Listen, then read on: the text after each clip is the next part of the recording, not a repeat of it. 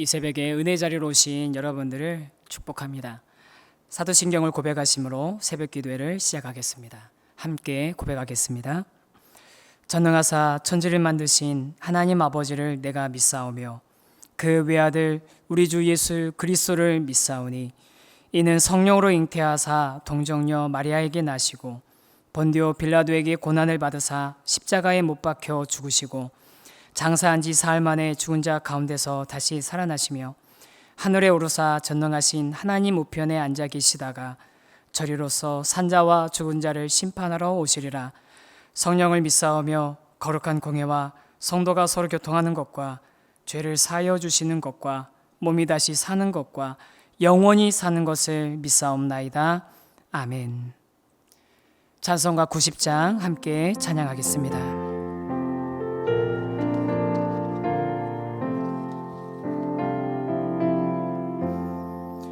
주 예수 내가 알기 전 날 먼저 사랑했네. 그 크신 사랑 나타나 내 영혼 거듭났네. 주 내 맘에 늘 계시고 나 주의 안에 있어 저 포도비유 같으니 참 좋은 나의 친구. 내 친구 되신 예수님 날 구원하시려고 그 귀한 몸을 버리사 내 죄를 대속했네. 나 주님을 늘 믿으며 그 손을 의지하고 내 몸과 마음을 바쳐서 끝까지 충성하리. 내 진실하신 친구여 그 은혜 내려주사 날 항상 보호하시고 내 방패 되옵소서. 그 풍성한 참 사랑을 위능히 끊을 소냐. 날 구원하신 예수님 참 좋은 나의 친구. 아멘. 오늘 함께 보실 하나님의 말씀은 이사야서 5장 1절에서 7절까지 말씀입니다. 그 뒤에 더 있지만 1절부터 7절까지만 우리 함께 보도록 하겠습니다. 제가 봉독하겠습니다. 나는 내가 사랑하는 자를 위하여 노래하되 내가 사랑하는 자의 포도원을 노래하리라. 내가 사랑하는 자에게 포도원이 있으며 심히 기름진 사내로다. 땅을 파서 돌을 제하고 극상품 포도나무를 심었도다. 그 중에 망대를 세웠고 그 안에 슬투를 팠도다. 좋은 포도 맺기를 바랐더니 들포도를 맺었도다. 예루살렘 주민과 유다 사람들아 구하노니 이제 나와 내 포도원 사이에서 사리를 판단하라. 내가 내 포도원을 위하여 행한 것 외에 무엇을 더할 것이 있으랴. 내가 좋은 포도 맺기를 기다렸거늘 들포도를 맺음은 어찌 됨인고. 이제 내가 내 포도원에 어떻게 행할지를 너희에게 이르리라. 내가 그 울타리를 걷어 먹힘을 당하게 하며 그 담을 헐어 짓밟히게 할 것이요. 내가 그것으로 황폐하게 하리니 다시는 가지를 자름이나 북을 돋우지 못하여 찔레와 가시가 날 것이며 내가 또 구름에게 명하여 그 위에 비를 내리지 못하게 하리라 하셨으니 무릇 만군의 여호와의 포도원은 이스라엘 족속이요 그가 기뻐하시는 나무는 유다 사람이라. 그들에게 정의를 바라셨더니 도리어 포악이요 그들에게 공의를 바라셨더니 도리어 부르짖음이었도다. 아멘.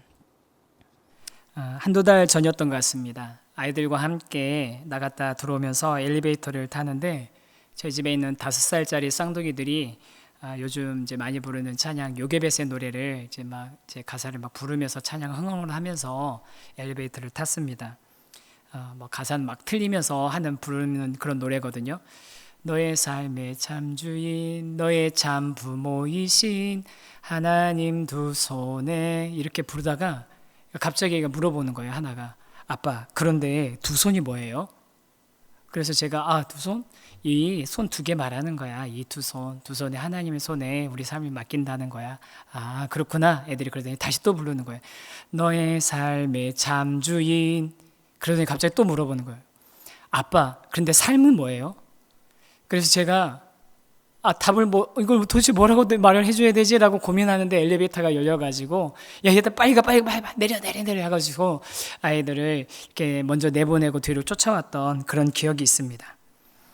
아이들을 기르면서 그 아이들이 이해할 수 있는 수준에 딱 맞으면서도 정확하게 어떤 개념을 설명하는 게 쉽지는 않은 것 같습니다. 제가 잘 설명하지 못했기 때문이기도 하겠지만, 대부분은 설명을 해줘도 아이들의 경험과 지식 그리고 생각이 아직 그것을 이해할 수 있는 수준에 머물러 있지 않기 때문인 거죠. 하나님 편에서도 하나님의 뜻과 하나님의 생각을 우리 인간들에게 전하는 것이 참 어렵다라고 느끼시는 때들이 있으셨을 것 같습니다. 다만 차이점은 하나님께서는 정말 잘 설명해 주시는데, 완벽하게 설명해 주시는데, 우리 수준에 맞게 설명해 주시는데, 그 하나님의 뜻을 이해하고 받아들일 수 있는 우리들의 수준이, 우리들의 지식이, 우리들의 경험이, 우리들의 생각이 한계가 있는 경우가 대부분이라는 게 다를 뿐이죠. 오늘 이사야 5장 말씀은 포도원의 노래라고 불리는데요, 하나님과 이스라엘 백성의 관계를 포도원 농부와 포도원의 비유에서 설명해 줌으로써 도대체 왜 이렇게 하나님께서 하나님의 백성들에게 가혹하게 행하시는지를 이해시키고 설명시켜 주시기 위해 저희 사람들에게 보내주신 말씀입니다. 그런 의미에서 이 5장은 이사야서 전체에서 상당히 중요할 수밖에 없는데요.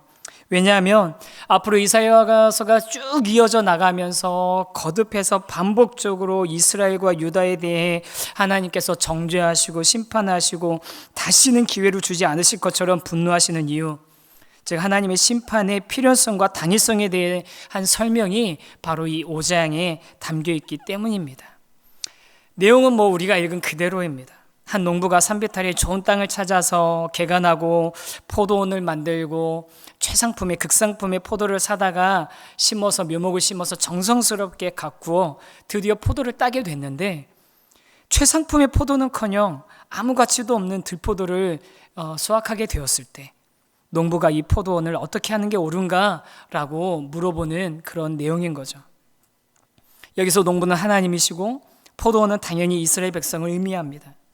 이사야 선지자를 통해서 이 이야기를 전해들은 당시 백성들은 아마 한 사람도 빠짐없이 농부가 너무 헛수고를 했고 이 포도원이 더 이상 소망이 없음을 인정했을 것입니다. 왜냐하면 팔레스타인 지역에서 포도 농사에 어떤 수고와 노력이 들어가는지 그들은 너무나 잘 알고 있었기 때문입니다. 또 포도원의 열매와 그 품질과 수확량에 의해서 포도원의 가치가 매겨지는 것이 당연한 것을 그들이 잘 알고 있었기 때문에 그것을 이해하고 있는 이 백성들에게 농부이신 하나님께서는 이렇게 물어보십니다. 5장 3절입니다.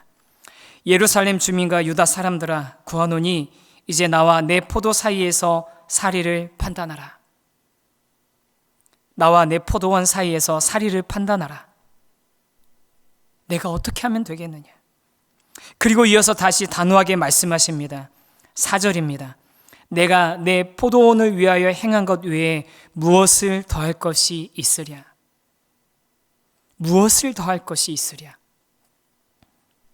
하나님께서는 이스라엘 백성을 위해 최선을 행하셨음에도 불구하고 하나님의 백성들이 맺은 결실은 아무 가치도 없는 초라한 들포도뿐이니 이제 내가 무엇을 어떻게 행동하는 것이 맞겠는지 한번 사리를 판단하고 분별해 보라고 말씀하시는 것이죠. 이 말씀 앞에서 그동안 하나님 왜 이렇게 우리들에게 가혹하십니까? 왜 이렇게 우리들에게만 엄하게 대하십니까? 라고 항변하던 그 모든 사람들은 하나님 앞에, 이 말씀 앞에 꿀먹은 벙어리가 될 수밖에 없었을 것입니다.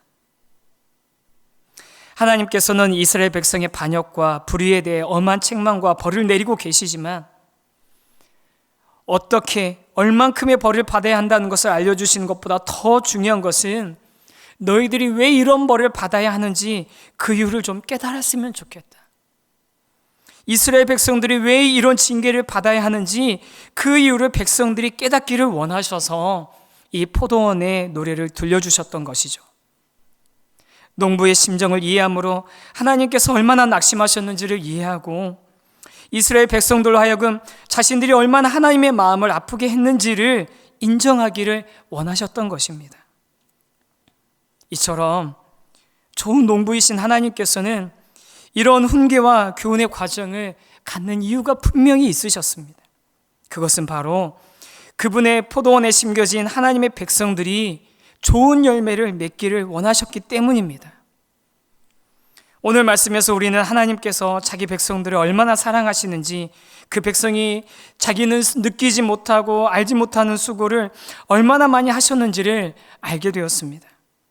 그리고 그 수고를 통해 기대하시는 것이 좋은 포도 열매를 맺는 것이라는 것을 저와 여러분이 분명하게 깨닫고 그 하나님의 마음을 이해할 수 있는 그런 시간이 되기를 소망합니다. 그러면 아무 쓸데없는 들포도나 맺던 우리가 어떻게 하면 하나님께서 기뻐하시는 좋은 열매를 풍성히 맺을 수 있겠습니까? 그 비결에 대해서 예수님께서는 이렇게 말씀하셨습니다. 요한복음 15장 5절 말씀입니다. 나는 포도나무요 너희는 가지라. 그가 내 안에 내가 그 안에 거하면 사람이 열매를 많이 맺나니 나를 떠나서는 너희가 아무것도 할 수 없음이라. 참 포도나무이신 예수님께 붙어 있어야만 우리는 좋은 열매, 농부이신 하나님께서 기뻐하시는 열매를 맺을 수 있습니다. 예수님과의 관계없이 자연스럽게 나오는 것들은 들포도 열매입니다. 모양은 포도처럼 보일 수 있지만 예수님과 상관없이 생기는 나무의 열매는 아무데도 쓸데없는 것이고 우리는 그런 것들을 쓰레기, 배설물이라고 부릅니다. 사랑하는 성도 여러분, 우리는 어떤 열매를 맺고 있습니까? 삶의 열매가 정말 하나님께서 기뻐하실 만한 맛과 향을 지니고 있는 것 맞습니까?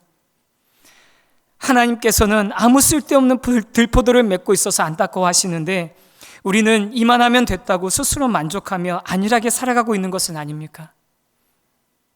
저도 이 말씀 앞에 너무나 부끄러울 수밖에 없습니다. 그런데 부끄러움에서 멈춘다면 아무런 변화도 일어나지 않을 것입니다.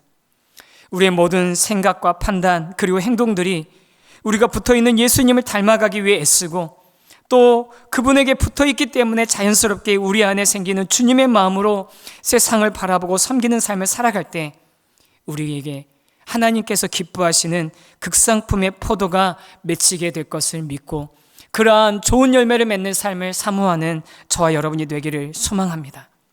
우리의 삶에는 이런 목적이 있음을 분명하게 인식하고 오늘도 그 열매를 맺기 위해 주님과 더 가까워지고 또 주님께 붙어 있어서 떨어지지 않기 위해서 주님께 공급받는 그 은혜를 놓치지 않기 위해서 깊이 묵상하며 주님과 동행하는 저와 여러분의 하루가 되시기를 주님의 이름으로 간절히 축원합니다.